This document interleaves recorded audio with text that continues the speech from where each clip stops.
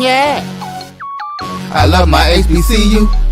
And boy, I love it, love it. I love it, love it. I love my HBCU. And man, I hope my team they won. Yeah. I hope my team they won. Yeah. Man, I hope my team they won. Yeah. I hope my team they won. Yeah. I tune into the HBCU Sports Lab to see if my team won or lost. If they lost, I'm quiet as a mouse. But if they won, keep tab. I'ma do the dab, yeah. Dr. Cavil, he know what he be talking about. Mike and Charles, they know what they be talking about. They compress the analytic data with this hip hop. If you know them like I know them, they gon' tell you if your team, if they won or lost, and who the ball.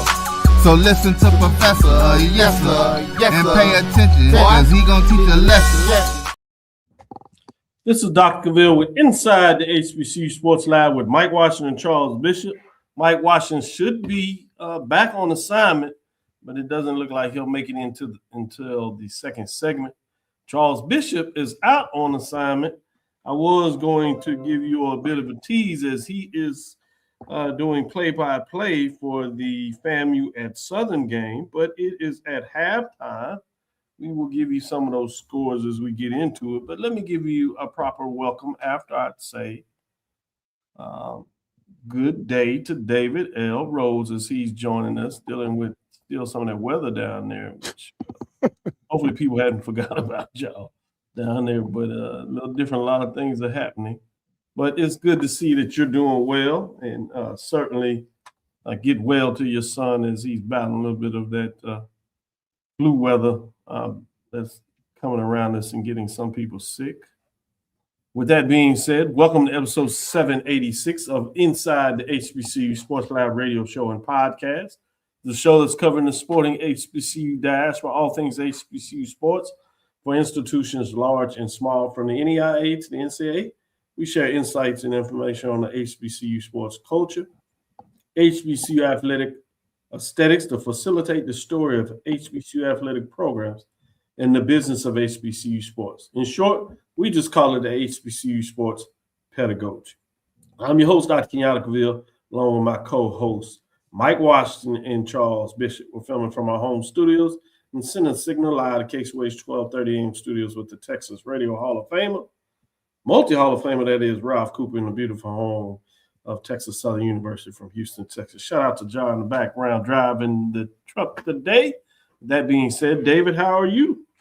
Doing good. I mean, I can drive my car now, which is a beautiful thing to see. We're able to see the roads, which is great. The main roads are fine. It's the side roads that are very treacherous. I had an employee there for me that he had to park his car at a grocery store because he could not park near his house. Oh, wow. How long do you think that type of walk is? Oh, man, the walk is kind of treacherous because I went to go get a cut and I had to walk about 2 blocks, and ain't too many sidewalks to walk on. I'll put it that way. It's pretty. Looks like we got Mike coming in as late as usual, but he's in here. Let's go ahead and bring him on stage. We'll bring him home early and won't punish him and make him wait to the second segment. Big brother, you know, he tells you how it is, and when he says move, you're supposed to not ask questions. You say how high. So yes, sir, Mike. How are you doing today? I'm good. How are you doing, man? I'm good. I'm good. How you doing, David? Doing good, Mike. Doing good, Mike. You know, it's cold and icy, but I'm here. You missed it on Tuesday. You probably followed a little bit of that as you travel to Philadelphia area. He showed us all the snow he had up there, and it looked like he was over there where they were doing the Winter Olympics. But it was right here in our backyard. So that was fascinating on Tuesday. Yeah, it was. But let's get into some HBCU news of the day. Let me start it off. Y'all gave me an update in terms of Allen women. I'll actually get the name as we get through the show. Have a wrestler that's going to nationals. So I thought that was a big deal. Wanted to shout that out a little bit as we get into it. Want to make sure we do get a name as we give her kudos. Big shout out to Allen and Ja, who got to interview the president and said, make sure you share this information. So we will get the name and do it properly as well. But let me go to you, David, and see what other news that you want to get on the radar. Shout out to the Beholders, man. Norfolk State wins the 5th straight MEAC men's indoor track and field title. Mathenge and Johnson earned top honors from MEACsports.com. Norfolk State University claimed their program's 5th consecutive MEAC men's indoor track and field championship title on Monday evening at the Virginia Beach Sports Center. Norfolk State Sponsorship collected 125.5 team points to secure the 2026 MEAC title. Delaware State finished second with 106 points. South Carolina State finished third with 101 points. Daniel Mathenge was named the 2026 men's indoor track and field outstanding runner in the meet after amassing 30 individual points. Christopher Johnson earned outstanding field athlete honors with 20 points. Spartans head coach Kenneth Giles was named outstanding coach, capturing his 44th MEAC title as a head coach and further solidifying his distinction as the most decorated track and field head coach in conference history. Wow, that is amazing. It is. That is amazing, man. Done. Oh my good grief, good job. Christopher Johnson, a senior from Willingboro, New Jersey, earned most outstanding field athlete honors after placing second place in the shot put on Sunday and winning gold in the men's weight throw on Monday, helping lead Delaware State to a second place team finish. So shout out to them, man. Wow, 44 titles is amazing. Yeah, it makes you pause for a minute. Good update there, David. Let me get back to the young lady freshman, Ice Sevier. That's ISIS-SEVER, earned second team all conference and a NCAA qualifier berth. Shout out to Allen and the freshman getting it done out the box. Big Mike, what do you have for us? What do you want to share with us today? Man, I ain't got no news. I mean, nobody. I ain't got no news. That's a first. I ain't You got got no news. News. So I saw this, and it's on a couple of media outlets as well. But Grambling and Coach Mickey Joseph agreed to a contract extension. So he'll continue to lead Grambling football for the foreseeable future. What that really means is that the school and him agreed to a 2-year contract extension that will take the Tigers head coach through the 2027 season. I talked to a friend of mine who is Grambling alumni who said that there's also a performance clause in there that's not stated in any of the media or whatever. So yes, they secured him through the 2027 season, but I wonder how many coaches have that performance clause in their contracts. So Joseph replaced former NFL coach Hugh Jackson prior to the 2024 season. He holds, I believe, a 12-12, I think, record. I'm kind of going off the top of my head. I'm having computer problems. In 6-10 in SWAC. In the Grambling, I think he's 7-5 or 7-6. So, Grambling, came out with a statement. This reflects, their belief, for the future, for Grambling, what's in the best interest of Grambling. Like all schools, they came out with statements saying that they're committed to building a program defined by, discipline, championships, yada. So that was the athletic director, Travion Scott, who said that in a press release or whatever. So Coach Joseph's leadership continues to move them coming in. I'm reading a statement forward, and we are confident that the foundation being laid will position them for success. So they wanted to sincerely thank a lot of people. They wanted to, of course, thank Tiger Nation. So I think that's big that they've secured him through 2027. So we'll see what the future lies for Grambling. So yeah, Mike just sounds real enthusiastic about that. I will say this, I'll let you, Dave, get in there, but that 2-year deal, that's the Carlos. That 2-year deal. He don't believe anything but 2 years. Shake it like your mama gave you 2 years. That's it. I was like, you can't even pick up a kid in 2 years. David, what you got to say about that? It's going to be March next week. And they're just now announcing the extension now? Exactly. Like that's my thing. Like timing. Like what if he decided, you know what? I ain't gonna do this. What am I gonna do now? I'm just trying to understand. like if he would have walked up and was like, you know what? I'm all set. I'm gonna go be the running backs coach for Ball State or something. Like, what you gonna do? Right. What you gonna do? All your timing players and can go in the portal. Like they get 15 days, get hop in the portal. Like you had no choice in this matter. the timing, the spring, and maybe I'll ask Doc, how many contracts? Because it's not what you say, it's what you don't say. I know that I know for a fact. Now, the only reason I know it because I know a couple of people that are Grambling alumni supporters, and they said, "Man, there's some incentives and there's some performance clauses in that contract that you were not hearing about." I'm sure other coaches have them, and I'm sure Dr. Cavil can elaborate more on that. But yeah, 2 years. I All hope. I'm gonna say is Dr. Scott is a tough supervisor to work for when he get. He's like, I think you good for 2, and I'm gonna put some centers in here. Take it a little.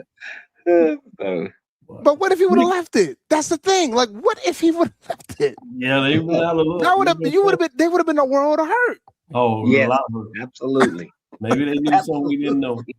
Let me give a shout out to Texas Southern men. They claimed 3rd consecutive SWAC men's indoor track and field title for the SWAC. This is after Coach Duncan did a 3-peat on the outdoor. So, boy, he's living his best life. The demise of his early retirements was set certainly too high, but he is getting done as Texas Southern Tigers claim 2026 SWAC men's indoor track and field title on Sunday at Birmingham Crossplex, winning a spectacular fashion as the championship also marked 3 consecutive titles for the Tigers. Tigers amassed 108 total points at the event behind strong field performances on day 1 of the event, impressive individuals and team performance on day 2. Jackson State followed with 97 points and FAMU in 3rd at 82, finished 2nd and 3rd respectively, as I said. Arkansas Pine Bluff claimed 1st place in the 4x4 meter relay event, bringing an official close to the final day of competition. Texas Southern coach Clyde Duncan was named men's indoor track and field coach of the year for his efforts in leading the Tigers to the title. Southern's Michael Fulton was named the men's most outstanding field performer after tallying 16 points individual points. Florida A&M's Kirk Dawkins was named the men's most outstanding track performer after contributing 22 points for the Rattlers. So just wanted to give a little update there in terms of what that looks like. Shout out to Coach Clyde Duncan. Certainly was a colleague of mine in the Department of Health, Communities, Island, and Sports Studies. Last year, he said he's hanging that side up as he was going to focus on the championship as he now coaches both men's and women's. So shout out to the senior, Clyde, Coach Duncan. One time was a world record holder in the 100 meters, just for you all, Hall of Fame in multiple sports. Big time. Run. What was his time in the 100 meter? That's what I want to know. Yeah, I'll get that for you. It's on his wall. He has a little picture on his wall, yes. I was a 100 meter person many moons ago, so I just want to know what his 100 meter time was. Oh man, you out here trying to do these comparisons, Mike. Trying out here compare yourself, Mike. Cross comparisons, so I'm trying to. Hey, where would I fall? Where would I fall? 9.3. Ooh, we flew flying. 1964. That's 100 yards. That's 100 meters, right? 8-meet record was 9.5, also in 1964. Okay, I'm not even gonna throw my little time out there.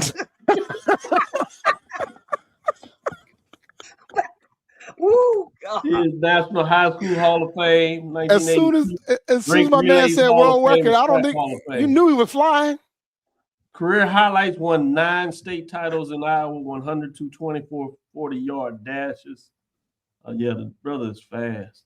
He won 9 state titles over that period of time. So shout out to Clyde Duncan Sr. That could do it on the track and then off the track as a coach. Yeah, kudos. That's the real Clyde the Glide. I'm saying 9.1. Good Lord. He sure was glad down that track. Obviously, we mentioned this also on Tuesday, but a little more depth. Norfolk State wins 5th straight MEAC men's indoor track and field title. Matheens and Johnson earned top honors for MEAC sports. Give a little love there. As outstanding coach was Kenneth Giles of Norfolk State. Outstanding runner was Daniel Nathinch of Norfolk State. Outstanding field athlete was Christopher Johnson of Delaware State, as you mentioned as well. So I wanted to give a little love there. Obviously, coming down to the finals of CIAA and the men's, women's, no major upsets. We'll maybe get a chance to kind of give you. I think the Claflin beating Virginia State was a pretty big one. Yeah, Yep. yeah. I think that was big. Yeah. I was gonna say it was major, but you're right. They were. I can see that. It certainly was an upset from that perspective. But everything else seems to be going of course. I did want to give the breakdown of the divisions as you got in there, just so you know. To your point, Virginia State jumped over Virginia late. So they were the number 1 seed, while Virginia Union was number 2 seed, even though a lot of places have them ranked higher. 3 was Bluefield State. 4 was Bowie State. Number 5 was Lincoln University, Pennsylvania. 6 in that northern division was Elizabeth City State. Then in the southern divisions, Fayetteville State has clinched itself into the finals there. Number 2, Claflin. 3 is Johnson C. Smith. Number 4 is Shaw. Number 5 is Livingstone. And number 6 is Winston-Salem State. And, you know, they have changed coaches. And some folks is recruiting a big-time alum. I don't know if how real that is, but it was interesting talk. Got people laughing up. With that being said, let's take our first break, come back on the other side. Let's talk about that mid-major top 5 on the men's side this week in week number 8 and see what these two gentlemen have to say about the top rankings as we move forward. We'll be right back after this first break. From cancer care to accidental injuries to cardiac care, we all know that there are times that you can't control what happens in your life. But with Globe Life Family Heritage, you can be prepared to weather the storm when it comes. Call Dr. Beverly Eagle Rogers at 877-300-8269 or visit the website at globelifefamilyheritage.com. With over 25 years of serving communities, Dr. Beverly Eagles Rogers is here to help you and your family through difficult times. Dr. Beverly takes pride in Globe Life being one of the few companies that returns 100% of premiums to clients that stay healthy. So for more information, call Dr. Beverly Eagle Rogers at 877-300-8269 or visit the website at globelifefamilyheritage.com. And we have to fund our kids in these colleges, and we have to make sure our kids have seats in these colleges. Now, what about HBCUs? You mentioned. Absolutely. You got to fund them all, and you got to make sure they're properly funded. You know, the real reason why I went after Comcast and Charter, it didn't have anything to do with my cable networks. It didn't. What happened was a gentleman wanted to do the Black College Sports Network in partnership with the HBCUs. And Comcast did not accept it. And that would have made a lot of money for these black colleges. Absolutely. And it would have educated the Black College Sports Network. This is what he wanted to do. That would have educated a lot of black kids. And when they didn't do that, that's when I came off the bench and said, okay, I'm going to light you up like a Christmas tree. Okay? That was the real reason why I got into it, was when I saw what happened with the Black College Sports Network, which I don't own.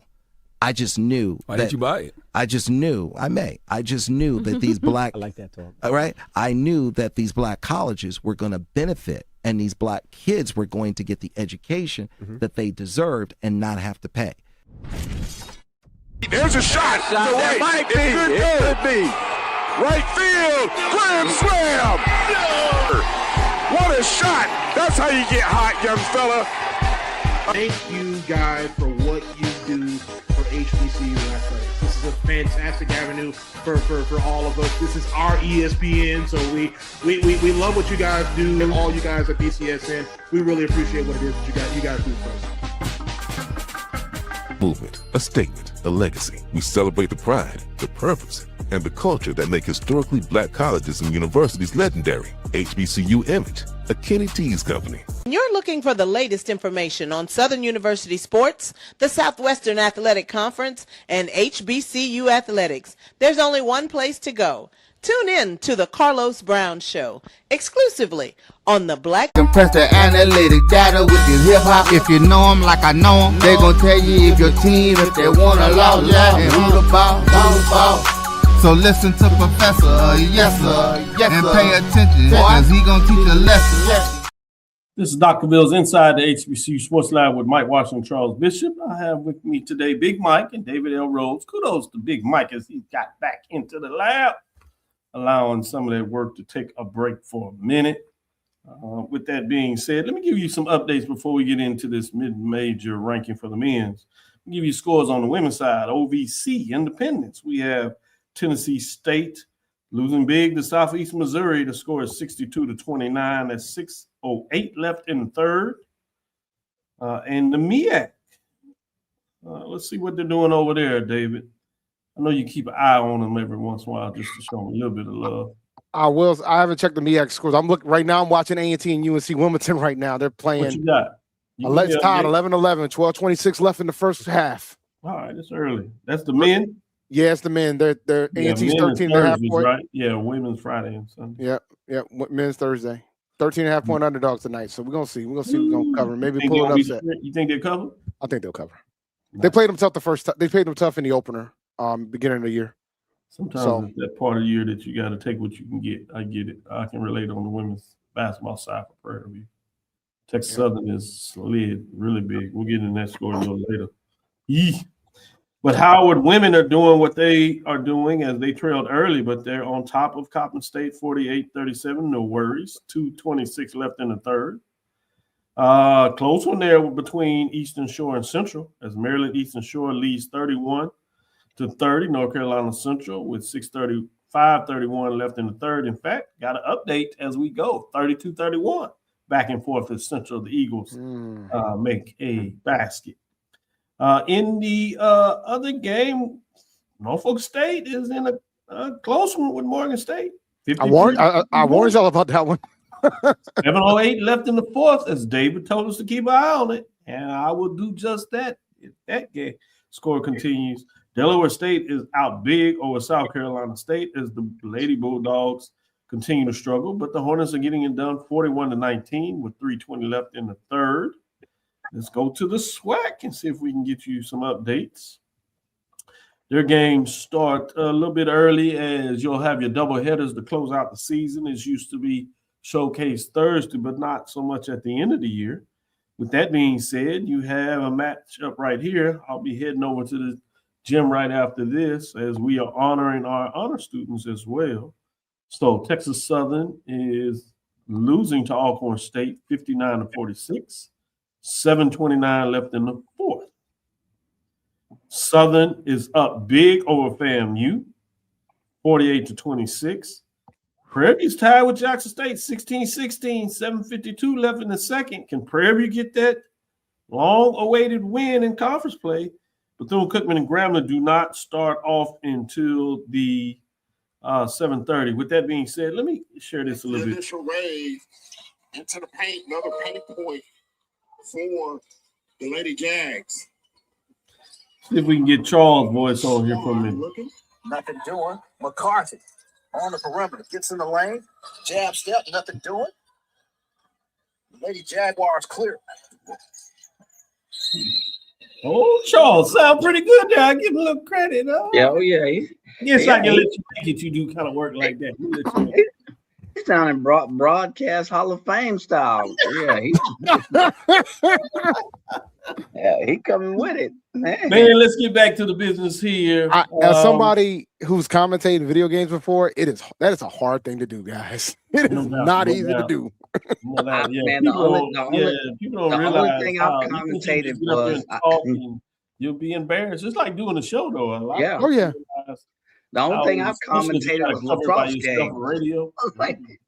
I've commentated lacrosse games, but this is much faster. Just a little. Well, let's bring up the poll ranking for mid-major. We do have a team that dropped out this week, so we'll have a little change within the poll ranking that we didn't see on the women's side for either mid-major or major. Miles Golden Bears drop out after a tough week, 19-7, 17-7 in terms of what they got going on. Let's look at those receiving votes, those next five out, if you would. Virginia State Trojans, 19-9, 12-4. As we see, that goes a little bit of update there on the women's side, but the men are getting it done. Clark Atlanta Panthers at 21-7 as they got a win this week. Obviously, the poll stopped after Monday, but we did give you the update, so you'll see their record as of 2 o'clock today. Miles Golden Bears, 19-7, 17-7 with 23 points. Stillman Tigers at 18-9, 10-2, 21 points. And Tougaloo Bulldogs, 17-8, 10-2, 17 points. Stillman and Tougaloo out of the HBCU AC. Let's get into the top 5 and see where the team drops in. In fact, they do it real quick. Morehouse Maroon Tigers jump back into the top 5, 18-9, 17-5, 38 points, as they were not ranked last week, as they kind of do the back and forth, it seems. Let's see if they can hold steady and even move up the top 5 this week in week 9. But as you see it in week 8, we have the Tuskegee Golden Tigers sit at 20-7, 19-5, 43 points. Moving down one slot, though, they still had that 20-win mark, which is special on anybody's season. Moving to number 3, we have the Langston Lions, 23-6, 17-5. 2 first place votes, 60 points, as they slipped ranking this week, though, bringing us to number 2, the Virginia Union Panthers. After they closed out the season and couldn't hold on for a regular season division title, they're still up there in the mix at 24-4, 13-3, 3 first place votes with 66 points. They do drop a spot, meaning we have a new number 1 this week. Fayetteville State Broncos sit at 21-6, 14-2, 5 first place votes, 75 points. They move all the way up to number 1. They're moving in the CIAA. Can they do the double-double? Division championship and the big crown of the CIAA? It should be interesting to see. But as we're talking right now, we're just going to talk with the top 5. So I'm going to let Mike in here and see what he thinks in terms of the top 5 in week number 8. So I'm going to say something that goes completely against the grain. And I'm just going to ask, why is Virginia State and Virginia Union not in the top 5? And does Fayetteville really feel like a top 5 team or number 1 team? I'm sorry, number 1 team. Yeah, I can see that. So I guess I got to ask, why is Virginia State not in here? So I based my opinion on a couple of things, and I like you, Cole, but this one's a little bit off to me. I love you to death. You know, he really do love you. Did I mention that? So Virginia State. I'm sorry, we are talking about men's basketball, right? On a 10-game winning streak, right? If you look at statistics, Fayetteville is the only team there that's in the bottom 10 in defense. And you look at their offense to defense ratio, they have the worst. So if I'm looking at their whole body of work and who they played, I'm sorry, they just do not feel like a number 1 team to me. So, I would move them down for a couple of reasons, but I just got to ask, why is Virginia State and Virginia Union not in this poll? You know the rules of the game. I know you've been out a while, but if you putting Virginia State in, who are you taking out? I know this is gonna make you mad, but I think Langston is a number 16. Ooh-wee. No love for the NAIA programs. I get it. I pushing them down. Don't get me wrong. Don't no judgment. There's this safe zone, right? This safe zone. But I don't know when this zone has ever been safe. Especially safe zone. But when you playing, I'm sorry, you can't compare schedules equally from a data statistics. But when you're playing science and arts, and then when you're playing John Brown, yes, you're winning, but let's compare apples to apples here. So I think Langston has played really well. They got a great comparable record. Statistically, they're doing well in the conference. They're tops in scoring, but I gotta say Langston's a number 6, and I think you put Virginia Union and Virginia State in the top 5. Got it. Well, that's what I asked you, so I'm not going to take it more than that. Mm-hmm. That being said, Dave, where are you with the top 5? I'm not as mad as Mike with the top 5. Then I think it's fine. I can understand his argument about trying to get Virginia State in there, but you got to push somebody out, and that's going to be tough. No. I would probably push out Morehouse, but Okay. I'm not mad at it. I'm not mad at the 5. I'm not mad at the 5 at all. I mean, stuff. Virginia State got an opportunity to prove it in the tournament, right? Like they're Yeah, already the semis. So that's where it is. That's where it is. Get it done there, and that final ranking always helps when you can put a crown in terms of go least deep in the tournament. Always makes a final statement. With that being said, let's take our next break.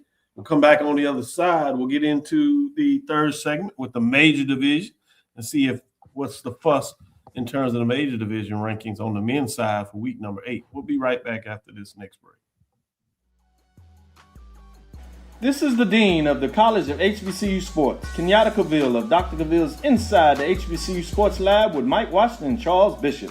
Come mix it up in the lab where the course lecture is in session every Tuesday from 6 o'clock p.m. Central Standard Time on Facebook Live, YouTube Spreaker, or the BCSN app, as we discuss all things about the HBCU sports culture, including exploring the week that was in the sporting HBCU diaspora, as well as the upcoming week of HBCU sports.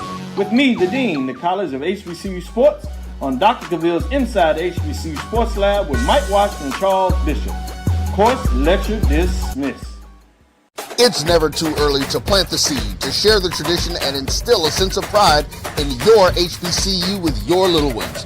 HBCU Pride and Joy Children's Boutique helps you share your school spirit with a wide selection of adorable kids' apparel and accessories officially licensed from your favorite HBCU. Visit hbcupridejoy.com and follow us on all social media at HBCU Pride Joy on Facebook and Twitter. When it comes to professional learning, teachers deserve better.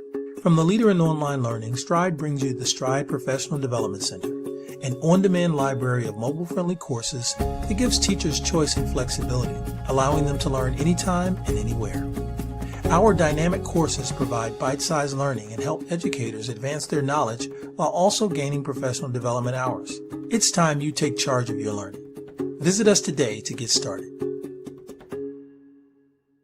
For over 30 years, HBCU Image has been more than just an apparel store. We've been a movement, a statement, a legacy. We celebrate the pride, the purpose, and the culture that make historically black colleges and universities legendary. HBCU Image. Compress the analytic data with your hip-hop. If you know them like I know them, they gon' tell you if your team, if they want to law, and who the ball. So listen to Professor, yes sir, and pay attention, cause he gon' teach a lesson. This is Dr. Cavil with Inside the HBCU Sports Lab. We have none other than Big Mike and David L. Rhodes. With that being said, as you see, we get into those with a dropping out. I did want to give you one couple of updates real quick as we will start looking at that. Carlos Brown wanted to make sure I share with you all that the Southern women are serving up a quart of Creole gumbo on the FAMU Rattlers. He made specific to those in our text box that Brian Fulford, AD Drew, and Kevin Rozier knew how he felt. So just want to give him a shout out for that framework as they are up 58-34. 57 seconds left in the third. You know what we call that, Dr. Cavil? You know what we call that? That's a lot to a little bit. That's what we call that. It's a lot. That is a lot to a little bit. That's a lot to a little bit. Another lot to a little bit is the Braves. Oklahoma State Braves are up 66 to the Tigers of Texas Southern, 47 points. 3:51 left in the fourth. Hey, down there on the hill, Prairie View. Lead. 1 point lead. Half with a lead, 26-22 with 2:20 left in the second. Okay. Let's have a drink on that one because I don't know how long that was. You don't know how long that gonna last. Exactly. I'm sorry. Let me get you another lot to a little bit as we go into Tennessee State. 79-41 with 34 seconds left. Man, can we get that game over it close enough? Sneakershop.com. King Brandon. What the men doing great? Women. Listen, we had a long discussion yesterday on the Indy Report about the women, but all our lady programs are strong. Yeah. Now I asked him, is he ready to is he panicking yet? And he's not quite yet ready, but he's getting very, very close with the ladies. All right, we have Howard stretching out a little bit over Coppin State, 59-50 with 7:10 left. You have Central pulling away a little bit from Maryland Eastern Shore, 43-36. That's 20 seconds left in the third. At 59-50 with 7:10 left in the fourth. And Delaware State has gained a 30-point lead over South Carolina State. A lot to a little bit. A lot to a little bit. Is 8:56 with 4 in the fourth. In the game to keep your eyes on, Norfolk State has a little bit of control. 67-60. The big thing for the Spartans is there's only 1:19 left in the fourth. So it looks like they have found a way to pull away a little late in that game. We'll see. Can they hold on? There's still some time left, and you know what they say. As you saw, y'all brought up the team dropping out this week on the men's side, so we can bring that back up, and we'll get right into it. North Carolina Central Eagles fall this week, 6-5. They've had one of those seasons all year long where they play some good ball, at times not so good ball, tough loss as they get out and finding their way outside of their top 5. Let's look at those receiving votes. They had another loss also last night, Wednesday, so that has even dropped them out of the receiving votes in North Carolina Central. You're talking about joy to no joy. Norfolk State Spartans, though, 7-4, 51 points, right on the outside of their top 5. UAP beat Golden Lions to kind of bounce back after a tough week a week ago. They got back this past week as they are 9-5. Alabama A&M Bulldogs slowly climbing up, 9-6, 33 points, looking good at doing it. Jackson State, as they are solid in the mix, 8-6, 31, but they have a big one down there at Prairie. Should be interesting to follow that game. And then here at Texas Southern on Saturday. Speaking of Texas Southern, you have them in the mix of 8-7, trying to figure out still how they lost to Mississippi Valley with the inability to get the ball from underneath the rim. But that is in the books. Shout out to Mississippi Valley for getting their first D1 win, which included a conference win. But we got essentially a top 10 matchup on Saturday. 9-10, if you would, Texas Southern and Jackson State. So it should be interesting there. With that being said, let's get into the top 5. Top 5 is number 5. Southern Jaguars, 9-5, 52 points. They were not ranked. Got back to some wins. And as Central falls out, Southern finds their place in the top 5, and it is at number 5. Bringing us to number 4, Morgan State Bears, 8-3, 60 points. Again, this was collected and compiled before they got a solid win yesterday, close, and then pulled out late. Morgan State Bears are looking more like they are for real. 8-3 with 60 points. They move up a ranking spot in number 4 as they are actually tied in the conference race now with number 3, which is the Howard Bison. That has certainly solidified themselves at the top of the conference after a great non-conference schedule. And some big wins. They started off slow in conference play, but they are back where many people thought they would be, which is at the top of the conference. Surprisingly, is tied with Morgan State. But they offer 2 first-place votes with 95 points, but they stay at the 3 position. Bringing us to number 2 this week. This was a little bit controversial last week, but they stay in the 2 spot. Bethune-Cookman Wildcats, 12-3. They do get back to their winning ways, 3 first-place votes, 99 points, so they grab a first-place vote in the mix. But they remain in the 2 spot, meaning, as you can deduct by now, the number 1 team, second consecutive week. Tennessee State Tigers sit at 13-5, 5 first-place votes, 105 points. Remaining number 1, big win statement they had this week, but they have to find a way to close it down. They are tied for first place in OVC. Can they keep the tie or get it alone? With the closing schedule, you'll know one way or the other if they can get it done because they play the top part of the conference. So it'll be fascinating to see what that means. Again, they made a statement this past weekend. Can they continue to make the statement? That is number 5 this week with Tennessee State holding on to that number 1 ranking. That being said, let me go to you, Dave, first in this segment in terms of what are your thoughts on the top 5? I believe that Tennessee State is the best basketball team in HBCU sports right now on the men's side. So I'm happy with that. I'm struggling with Howard and Bethune. I think that's the only thing I'll probably swap. Yep, absolutely. That's the one that I would swap. And I think Bethune is legit, but I think Howard is playing on a different They stage, are playing different level really right well. now. Yeah. Yeah, like Absolutely. I can't deny Tennessee State right now. Like I think the debate would be Tennessee State Howard who would win, but Howard's playing so well. I don't think I can put them at 3. They got to at least be 2. I thought Tennessee State was really solid, Dave, and I like that. I've always had my hesitation with. I got to see them live, so it was a little different. So I have that in my memory bank when I was there in Huntsville and saw Alabama A&M Bulldogs put them down. But I think the way they played the last 2 weeks, if you would, they had some kind of up and down play a couple of weeks that had you concerned. Is Tigers for real? But what they did this last week, for sure, solidified it for me. And I think it helped the fact that Alabama A&M is actually playing well also. Mm-hmm. So it's not only did you just lose, you lost to a team that was playing really well, and they were playing that game at home. So I like your points you make with Tennessee State. Tigers, interesting that you said you would put Howard over Bethune-Cookman.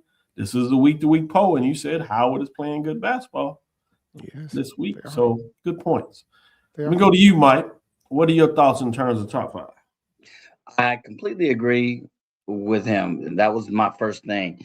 The first thing I saw when I saw this poll, Howard looks like they're playing like a better basketball team. You look at their plus margin, their +5, +6, plus margin. They're scoring average 75 points per game, but they're allowing their opponent 67, 68.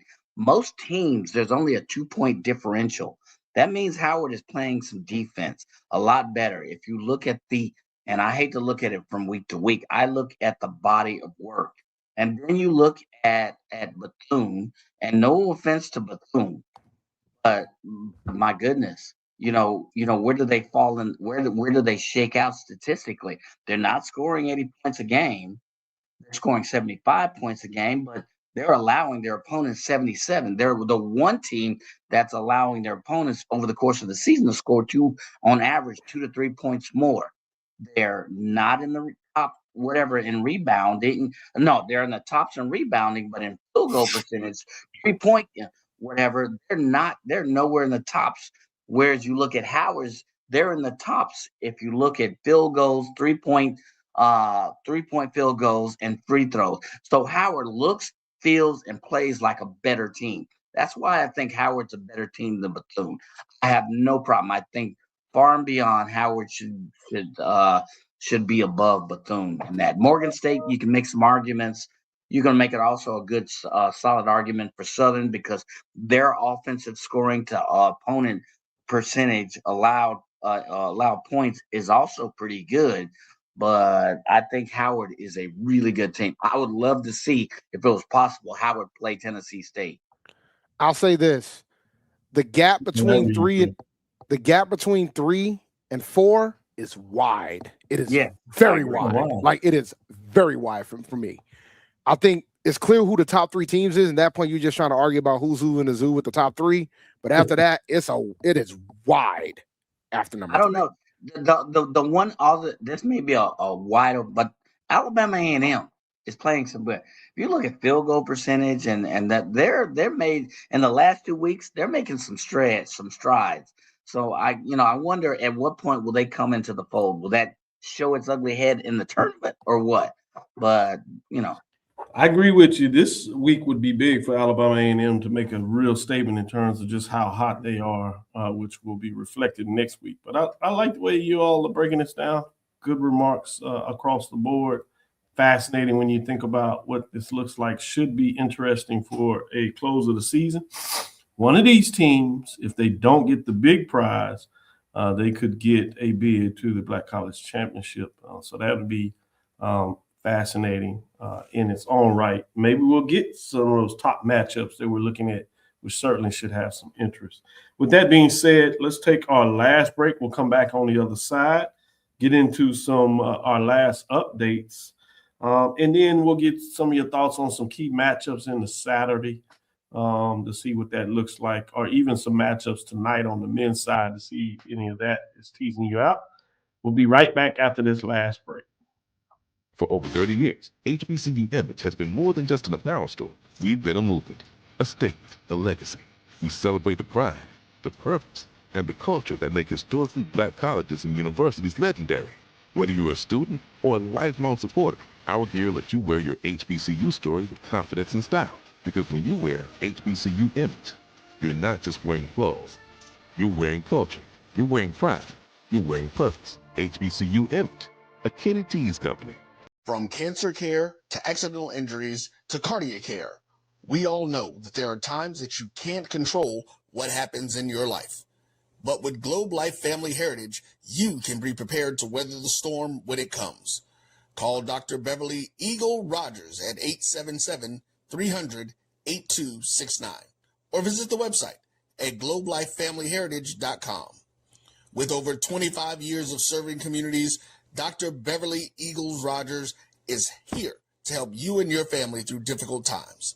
Dr. Beverly takes pride in Globe Life being one of the few companies that returns 100% of premiums to clients that stay healthy.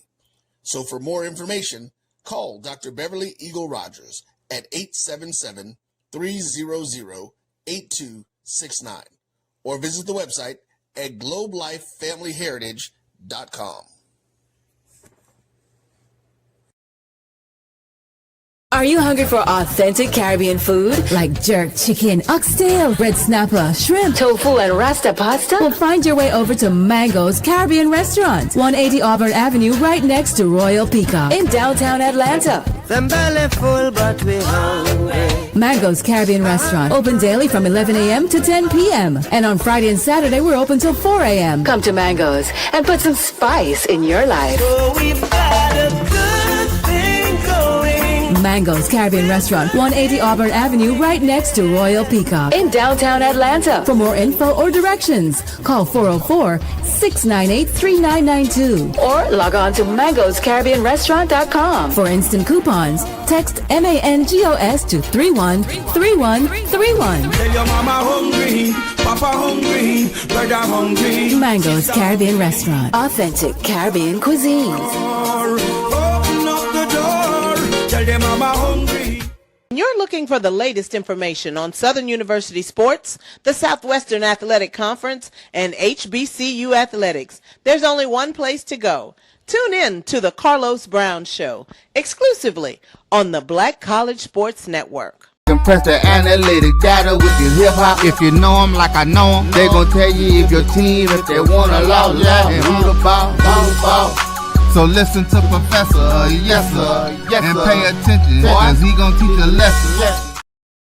This is Dr. Cavil with Inside the HBCU Sports Lab. As you see, we have the professor, that's Professor Big Mike, Professor David Rhodes, the Champ D, in the building as he is also referred to. With that being said, we do have a final. Norfolk State gets it done over Morgan State 69-60 to continue their climb in terms of the standings on the women's side. Howard is up 65-57, 3:16 left in the fourth. Central and Eastern has come knotted up as they're both tied at 45, 6:31 left in the fourth. Delaware continues to pound South Carolina State 60-28. That is with 4:10 left in the fourth. On to the OVC. That game will not come over close enough, but Southeast Missouri is up 82-46 over Tennessee State with 5:53 left in the fourth. Yeah. Oh. That's the appropriate face there for real. In the SWAC, let's see what we have. We have a final. Alcorn State has defeated Texas Southern 68-54. Prairie View is up at the half. That's a good sign. 28-26. Doc. So they get another half to close it out. So my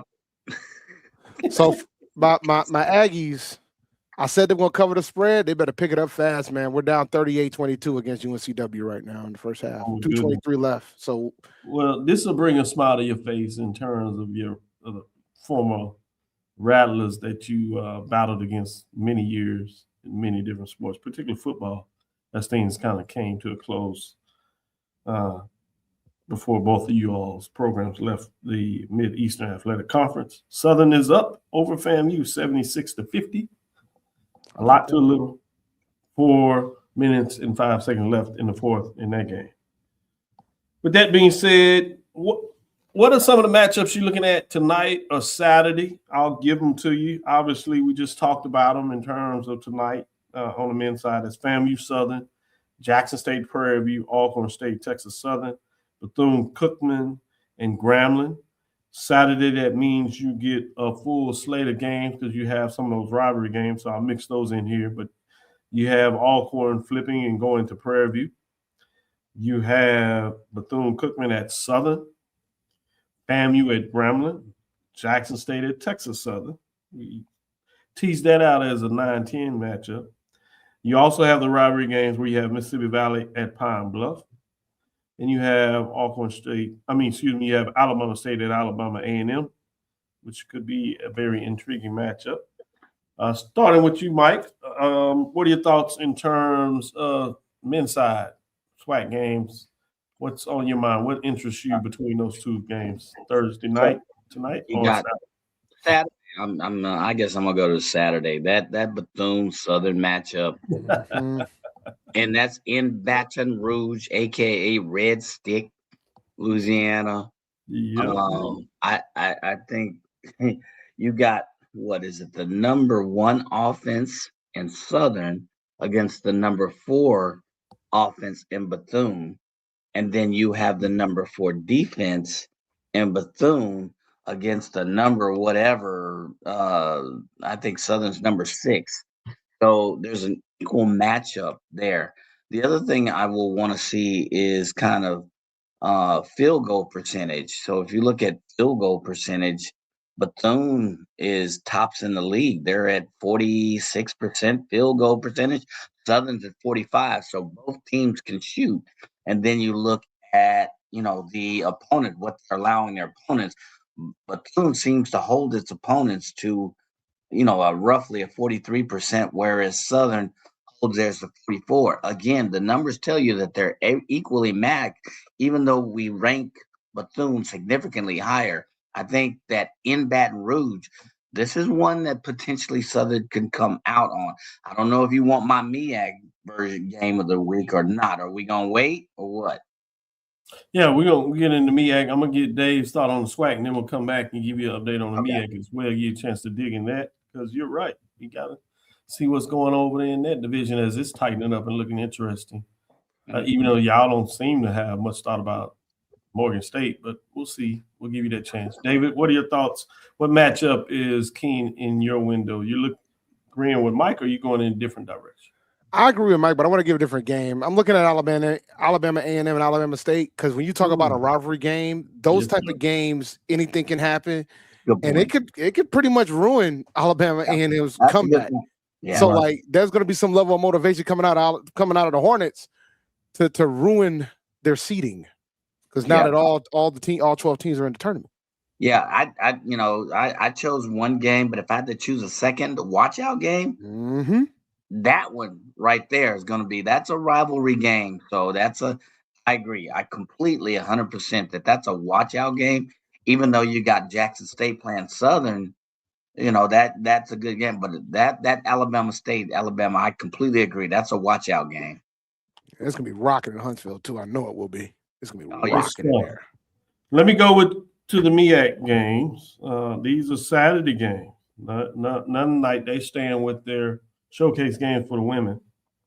So Saturday games has Howard at Morgan State, North Carolina Central at Delaware State, South Carolina State at Maryland Eastern Shore, and Norfolk State at Coppin State. On Monday, that means you have Norfolk State at Morgan State, South Carolina State at Delaware State, Central at Maryland Eastern Shore, and Coppin State at Howard. David, sticking with you, MEAC-wise, what has your interest this week? The rivalry game that nobody wants to say they're rivals. Morgan State and Howard. Yeah. That's the game, man. And the weekend for Morgan State's going to be fascinating too because they got to go against Howard and Norfolk. So that is going to be we're going to find out whether or not they're going to end up winning this championship or not over the weekend. But I agree. But Morgan State and Howard's the game to watch on the men's side, and I know folks are amazed, including Morgan State fans are amazed that they're actually being successful. So I know they should be enjoying the success. I mean, I'll be picking on folks not winning championships, man. Morgan State, they need one. They need one soon too. Yeah.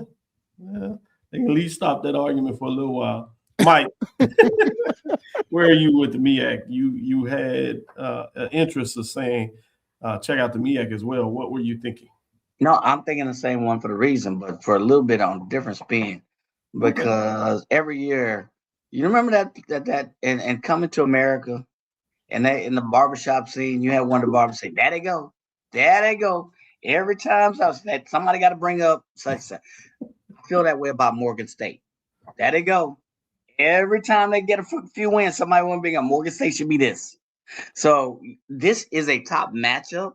But let me educate you to something. Howard is scoring. Howard is really good. I'm not gonna exactly. Howard is scoring 75 points a game. They're allowing, I said it earlier, 67, 68 point differential. Morgan State's number 3 in scoring, and they're scoring pretty good. Field goal percentage is up there, 45%. But they are one of the few teams. And I'm looking here that allow their opponents on the span of the season to score more than they do offensively. Data point number 1. Then we look at field goal percentage. Morgan State is in the tank. They got 4 people above them in the draft. So yes, they're showing good, but I'm kind of like that dude in the barbershop and come to me. There they go. Everybody got to bring out Rocky Marciano. They are the Rocky Marciano of this league. So don't get yes, okay, they're good. I'm like, okay, yes, you get gold star for Morgan State, but Howard's good. I'm gonna put it to you in perspective. I just talked to you guys about how A&T is getting the brakes beat out of them out of UNCW right now. Yes. Howard beat UNCW early this year. They went undefeated in the CAA this year. They played 4 CAA games, and they went undefeated in the CAA during out of conference play. Yeah, and UNCW's got a top 100 net right now. I didn't even get they're the legit. Like I'm not. So I didn't even get the strength of schedule, and I was going to bring that up. I didn't get the strength of schedule. So that's another data point. So if there's an HBCU that gets out of the 16 seed, it would be Howard. But I just think they might have had too many tough losses. Completely. Because I think if they would have beat Yale, the strongest team that could get out of the if they could have held on to Yale, we'll be having a different discussion right now. They're good. Yeah, they're good. A lot more people on it. Mike, you won't believe this. You talking about Marciano? I said down go Marciano on Tuesday, talking about the fact that Savannah State knocked off the #1 baseball program in Tampa. Yes. So we highlighted and showed the last out on video as they beat them 7-0, shut them out. So big time win. So amazing how that's going around.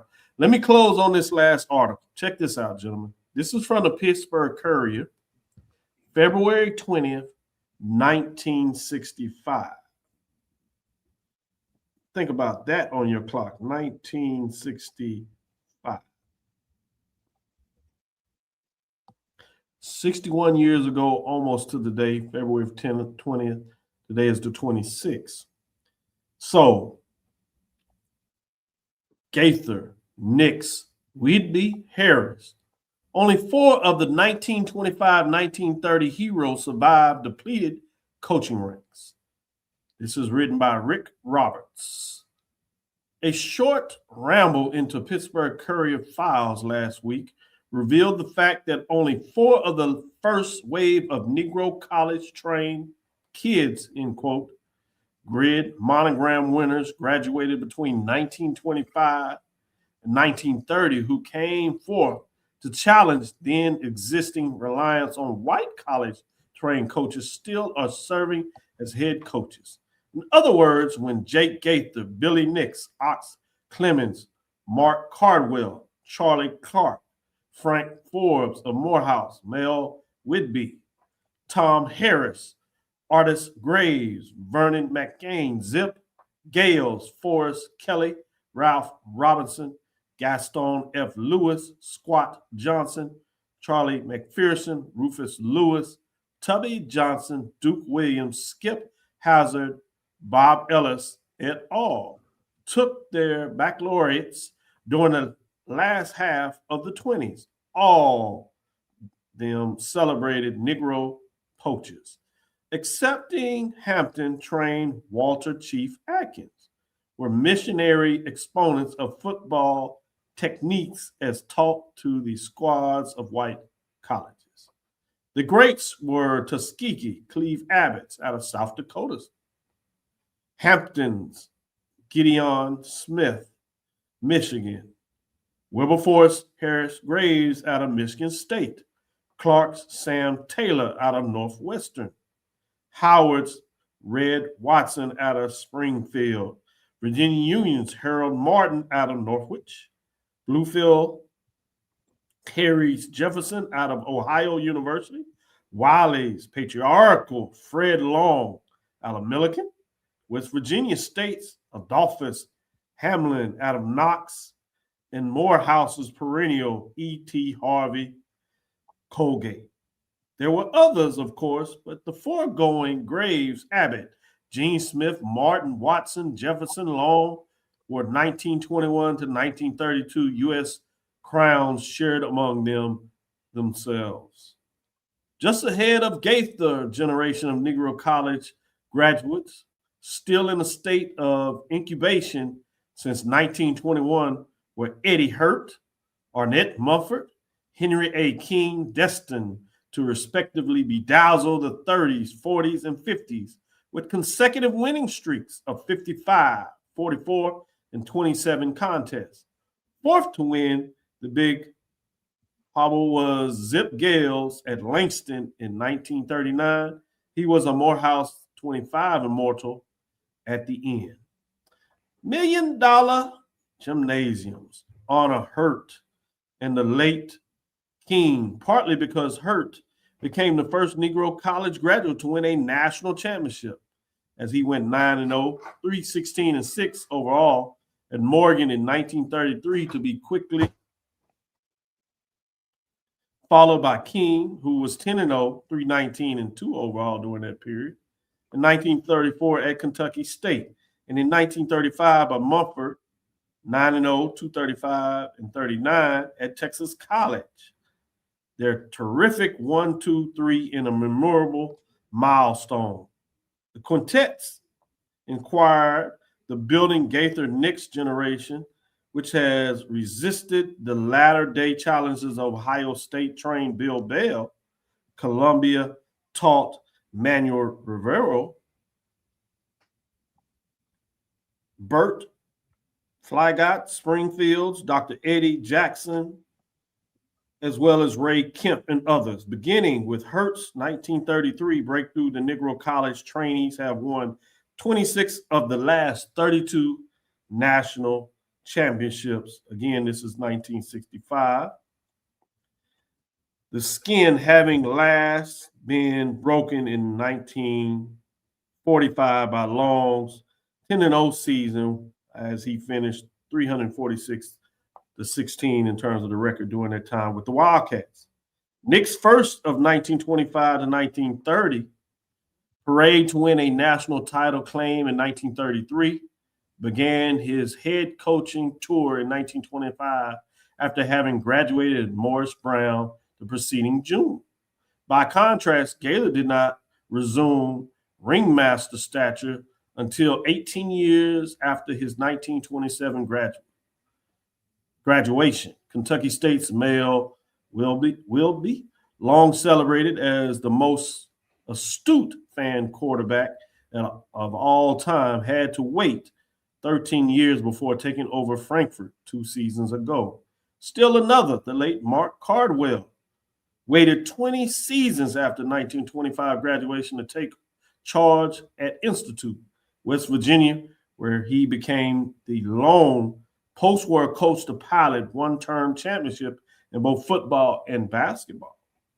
The coaches who first came on in the 30s, heroes like Gramblin's Eddie Robinson, North Carolina College's Herman Riddick, Virginia Union's Tom Harris recently retired McCain, and the late Ralph Hogmog Robinson have yet to attain their true zenith, although Eddie was national king in 1955.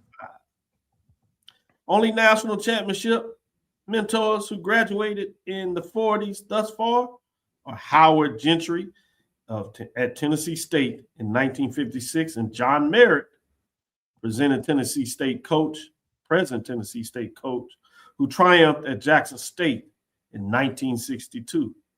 What set the article in motion, however, is the fact that Gaither, SIAC champions, Widlow, who came within seconds of wrecking Merritt's last Turkey Day before bowing 31-30 in Nashville.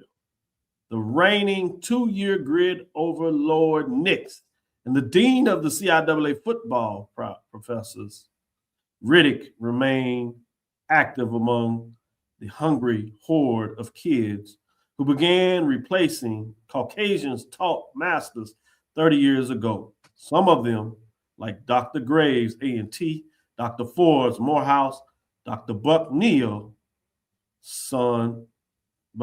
I should say, of Hampton, and others, for look competitive assignments in favor of dignified chairs. This is something I've been doing of late as I'm doing some digging in the archives of the Pittsburgh Courier, so I thought I'd bring that out. And so we'll have that every once in a while. Any final thoughts on that update, just to share our history and how deep it goes? Again, this is an article that came out of February 20th, 1965, but goes back to 1920 and 1930. So I thought it was fabulous as he's doing that. I'm trying to do some homework to look at some basketball records. So anybody that has that out there for the SWAC basketball records or any other conference from like the 20s to the 50s, please let me know and send me an email. jafus.cavil@tsu.edu. Again, it's jafus.cavil@tsu.edu. Mike, any final thoughts? Yes. Did we give I know I missed a couple of sessions or a few. Did we give any tributes to Jesse Jackson? Yes, we did. Okay. We did it. We do know. Moment of silence. Okay, moment of silence. We do know he was a standout football Quarterback. player. CIAA. You know, David wouldn't let us A&T. know, but he did it on his Wednesday show, and we did it the day that he passed. Okay, There's a good article on the HBCU Game Day as well as HBCU Sports that made people go back in the archives a little bit. Many people had heard that he played football, but not everybody realized that he was a championship quarterback. Oh, yeah. Championship. In the CIAA. Wow, being student body president. Student body president. Transferred from University of Illinois to North Carolina A&T. So, and he used to come to G-Hole. I'm sorry I missed that session, but I saw that in a couple of always appropriate to bring him up. It's good as he's become an ancestor. No problem with that. David, any final thoughts from you on that? You guys need to enjoy this basketball we're getting this weekend. Because it's starting to dwindle away, guys. Y'all better enjoy this basketball while we got it. Tournament time's coming, and the madness begins. That's true. That madness is coming. And if you're not in the SWAC or SIC, you don't even have the promise of baseball. Obviously, Dave, you get celebrate a little bit of baseball as A&T does play in the CAA. With that being said, let me say thank you for listening inside the HBCU Sports Lab. Make sure you share our podcast with friends and colleagues. I am Dr. Kenyatta Cavil, the Dean of HBCU Sports, coming from inside the lab in the College of HBCU Sports with Mike Watson and Charles Bishop. Again, we want to thank you for listening to Dr. Ville's Inside the HBCU Sports Lab with Mike Watson and Charles Bishop every Tuesday and Thursday at 6 o'clock Central Standard Time. So we'll be back next week. Let me give a shout out to David joining us today, doing his thing. As you know, on Wednesday, he does the independent giving analysis on Tennessee State, Hampton, as well as North Carolina A&T. He does that with Brandon King to give you some updates and some others representing Hampton. So make sure you check that out, give them support. We look forward to next week as we discuss the latest news in the lab. Follow me, Dr. Kenyatta Cavil. That's DrKenyatta Cavil. That's Threads, Facebook, and Instagram. Inside the HBCU Sports Lab 1 on Facebook. Inside the HBCU Sports Lab on YouTube. Dream big. Continue to move forward. We will talk with you soon. Mike? Of course. David? Lecture. Dismiss.